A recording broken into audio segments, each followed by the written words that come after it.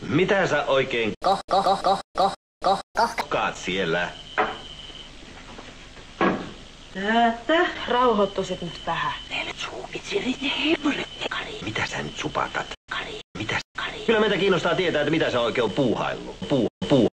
Se on vankilassa hauskaa. Varma. Ja keneltä se on saanut? Joo, se on pakko selvittää.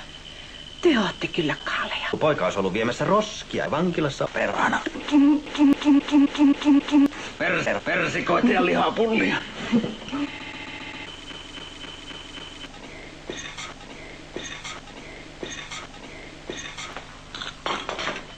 No, oletko sä nyt varmasti sitten täynnä? Pikkuhiljaa. Varmasti. Pikkuhiljaa. Varmasti. Ei sun tarvii sitä enää pastata, se on kuule poika jo. No kato nyt, Pelle. Pelle. No älä sä nyt rupee nimittele veljestolla. Pelle. Orpo. Pelle. No jos mä kuitenkin sitten menisin sinne avajaisiin.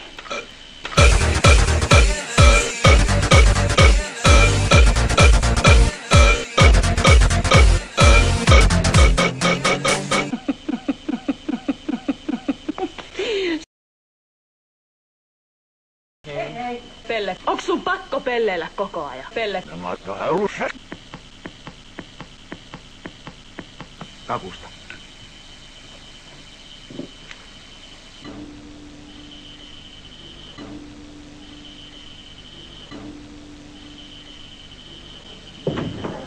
Mikä sun ongelma oikein on? Ongelma. Enhän kuuntele tollaista, mä haluan saada vastauksia heti.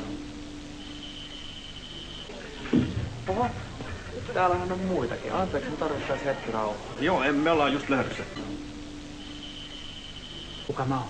Mä oon tällainen Taalasmaasuvun musta lammas. Lusinun linnassa ja vasta vapaaksi päässyt, että päivää vaan.